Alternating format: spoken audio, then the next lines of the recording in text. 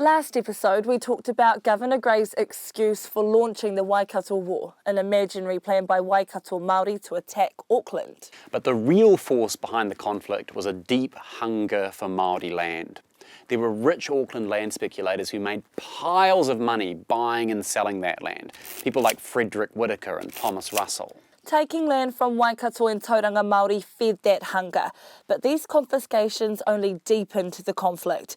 Frustration and fear over confiscations flowed into support for religious movements, which seemed to offer Māori a way out of the conflict. These movements started peacefully, but in the end, the fighting only got more brutal.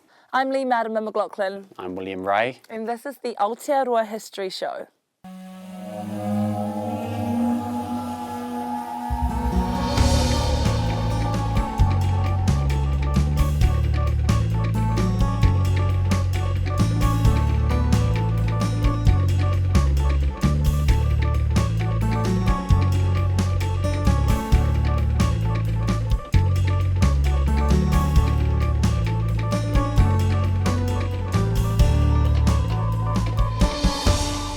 The end of the war in Waikato coincided with the rise of a Māori prophet, a man called Te Ua Haumene. Te Ua had been an early convert to Christianity back in the 1830s. But his experience fighting Pākehā in Taranaki and tensions over land made him question the teachings of European missionaries. In 1862, Te Ua said he'd seen visions of an angel who told him that Māori were God's new chosen people. He preached that God would deliver land taken by Pākehā back into Māori hands.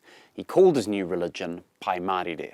In some ways, you could see Pai Marire as a form of kotahitanga, a Māori unity movement. It's sort of similar to the kingitanga in that both movements were trying to forge bonds between Māori of different iwi to resist Pākehā pressure for land. Te Ua called for peaceful resistance. In fact, Pai Marire literally translates to good and peaceful. But the pressure kept growing. The government sent in so-called military settlers to occupy confiscated land. Basically, these were British soldiers who were told that so long as they could keep Māori off the land, it would be theirs to keep. The situation was incredibly tense. In 1864, Pai Marire warriors ambushed a British patrol in Taranaki. They killed 7 troops before the rest of the patrol escaped. Following older Māori traditions, those warriors took the heads of the corpses, preserved them and gave them to Te Ua Haumene.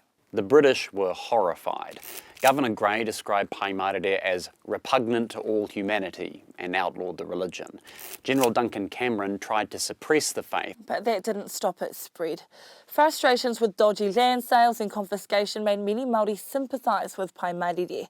In the Bay of Plenty, Te Ua's disciples rallied support from Te Whakatohea, one of the major iwi in the region. Te Whakatohea had not taken part in the New Zealand Wars, but they were frustrated that the murder of one of their rangatira by a pro-government iwi had gone unpunished by Governor Gray.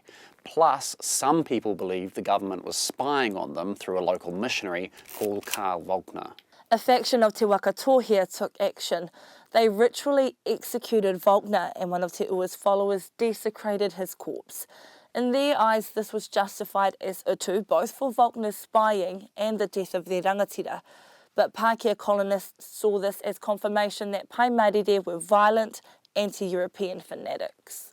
This is partly what triggered the next major offensive of the New Zealand Wars, a 4-week campaign into central Taranaki led by General Trevor Shute. When you read about this campaign, you'll see phrases like scorched earth tactics and take no prisoners. An official back in London wrote, "I doubt whether the natives have ever attempted to devastate our settlements as we are devastating theirs. There is more destruction than fighting." Some of the troops doing that fighting agreed. One Irish soldier is reported to have said, "It's a murder to shoot them. Sure, they're our own people, with their potatoes and fish and children." Okay, so some people were uneasy about this campaign, but it was very popular with the vast majority of colonial settlers. These settlers saw Pai Marire as a direct threat to their lives, and they also saw the conflict as an opportunity to get more Māori land. From the mid-1860s onward, more and more settlers directly participated in the fighting as volunteer militia. These militia often lacked the discipline of professional British soldiers. In Taranaki, a group called the Kaiiwi Cavalry ignored the orders of their officers and charged a group of young, unarmed Māori boys, killing 2 of them. But it wasn't just Europeans fighting Pai Marire. In fact, the majority of the fighting in this phase of the New Zealand Wars was Māori fighting other Māori. Partly this was to do with intertribal tensions which predated European arrival in New Zealand, but also many Māori felt that the new faith undermined the mana of rangatira by encouraging people to pledge their allegiance to a prophet. On the east coast, you saw many members of Rongo Wakata and Te Aitanga a Mahaki become followers of Pai Marire. Then they got into some serious conflicts with Ngāti Porou and Ngāti Kahungunu, both of whom were mostly allied with the government. This all ended with some bloody battles around 1865, where Pai Marire followers were largely defeated. 300 or 400 Pai Marire supporters were exiled from the east coast to Wharekauiri, the Chatham Islands. This is where we meet the next major religious leader of the New Zealand Wars. Among the exiles was a Rongo Wakata man called Te Kōti Arikirangi Te Turuki. The government had accused Te Kōti of spying for Pai Marire, but there wasn't any actual evidence. He definitely wasn't a follower of Pai Marire, he'd actually fought against them. He was sent off to live in exile without any trial, and while he was gone, the government confiscated his land. While he was in the Chatham Islands, Te Kōti got sick. Tossing and turning in his cot, he had religious visions and believed he heard the voice of God. He founded a new religion called Ringatu, the Upraised Hand, and it rapidly gained support among the exiles. In 1868, Te Kōti and his followers captured a supply ship, sailed back to the mainland, and began a guerrilla campaign that lasted years. 1868 was a very scary year for the colonial government. Te Kōti was causing mayhem on the east coast, and at the same time they faced another Māori prophet in Taranaki, the Ngā Raurung rangatira, Riwha Te Toko Waru. Te Toko Waru took over the leadership of Pai Marire after Te Ua Haumene died in 1866. He tried to end the fighting in Taranaki by preaching pacifism to his followers and meeting with British garrisons. But as the government continued to confiscate and settle Taranaki land, he was backed into a corner, facing the colonial army and its Māori allies with at first only a handful of warriors. Unfortunately for the government, Te Toko Waru turned out to be a military genius. Earlier on in the New Zealand Wars, Māori managed to neutralise Pākehā firepower by developing specially fortified pā. British troops took huge casualties trying to breach the defences, and then Māori would just withdraw deeper into the bush and set up another pā. By the 1860s, British military leaders had worked out this tactic, so they were reluctant to fight head-on. Te Toko Waru had to find a new way to keep the British coming out to fight on his terms. And he did this with a series of letters he sent to the British authorities. Here's one of the more famous ones.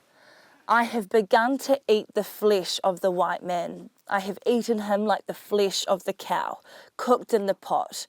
All have eaten him, even the women and the children. My throat is continually open for the eating of human flesh by day and by night. That's pretty intense stuff. Yeah, but this was a bluff. Te Toko Waru never actually ate anybody. Historians like James Ballach think Te Toko Waru was using threats like this to outrage the colonial government, so they'd keep throwing themselves at especially prepared defences. And it worked.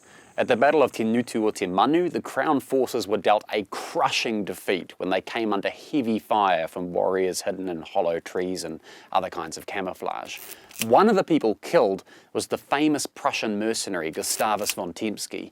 His death was seen as a huge tragedy for the colonists and a massive victory for Taranaki Māori. By this point, the New Zealand Wars had dragged on for more than 20 years, and the government was freaking out. Some people were worried that if Te Toko Waru, Te Kōti and Kingitanga all unified, they might be a serious threat to the whole colony. Colonists in Whanganui were fleeing their homes. Some left New Zealand altogether. Writers in Pākehā newspapers started to suggest that the only long-term solution was the total extermination of Māori. Which ignored the fact that many of those Māori were fighting on the government side. The war got even more brutal. In Taranaki, bounties were offered for the severed heads of Pai Marire followers. On the east coast, Te Kooti launched a vicious midnight raid on the village of Matawero near Gisborne. About 60 people, Māori and Pākehā, were bayoneted, clubbed or shot to death, including women and infants. To Te Kooti, the slaughter was utu for his illegal imprisonment in the Chathams, but it became infamous among settlers as the Poverty Bay Massacre. They demanded utu of their own. So, just 7 weeks later, Colonel George Whitmore and a combined force of Pākehā and Māori troops launched an assault on Te Kooti's formidable pa at Ngā Tapa. Te Kooti escaped, but around 120 of his followers were executed by government-allied Māori, while settler soldiers and even a cabinet minister watched on. A member of the armed constabulary called J.P. Ward was one of those witnesses. There was no mention of a trial or if any or all of them had participated in the Poverty Bay Massacre. That did not matter to us one straw. They were shot and their bodies left to swelter and rot under the summer sun and bones to bleach to this day. All of this and very much more as done beneath the meteor flag of mighty England. Ultimately, the worst fears of the colonial government never happened. Yeah, in Taranaki, Te Tukowaru's followers abandoned him. According to one story, he was accused of sleeping with another chief's wife, which violated his authority to lead. On the east coast, Te Kooti's forces were driven out of their sanctuary in the dense forest of Te Urewera by a brutal anti-insurgency campaign and forced to take refuge in the King Country. Later in life, Te Kooti became a pacifist and made apologies to the Māori and Pākehā who he'd harmed. By 1872, the New Zealand Wars were pretty much over. Nearly 3,000 people lost their lives, more than 2,000 of those casualties were Māori, and many of the people killed on both sides were civilians. But death and injury weren't the only consequences. The wars broke the ability of Māori to resist colonisation by force. All through the conflicts, the government confiscated Māori land as punishment for rebellion. 1.5 million hectares in total. That's about 5% of New Zealand's entire land area. 5% might not sound like much, but this was some of the North Island's most valuable land, the fertile farmland of Waikato and Taranaki, the natural deep-water harbour at Tauranga. Sometimes the government wanted this land so much it authorised confiscations from neutral Māori, or even from Māori who'd fought alongside the Crown. Talking about confiscations in terms of percentages and hectares can sound a bit sterile. For Māori, this story isn't just about the fact the land was taken, it's also what happened to that land after it was taken. For example, here's Māori journalist and editor Leonie Hayden's perspective on land confiscations at Ihumātao, a peninsula near Manukau Harbour, which was the landing site of the Tainui Waka. In 1863, the land was illegally confiscated from Māori. Sacred hills were quarried. 800-year-old burial sites were demolished. Archaeological remains were destroyed. A sewage treatment plant was built over traditional fishing grounds and a dye spill killed the local creek. When we talk about the government seizing Māori land, we're not just talking about losing farmland or houses. We're talking about the destruction of urupa and the desecration of tapu. It's not just economic damage, it's spiritual and cultural damage. And these confiscations from the New Zealand Wars weren't the end of the government's efforts to seize Māori land. Most North Island land was transferred to Pākehā ownership after the wars ended. In a future episode, we'll look at how that happened. But first, we'll look at why South Islanders wanted to become a separate country, how a scrap over booze won women the right to vote, and how refrigeration saved our economy from the brink of disaster.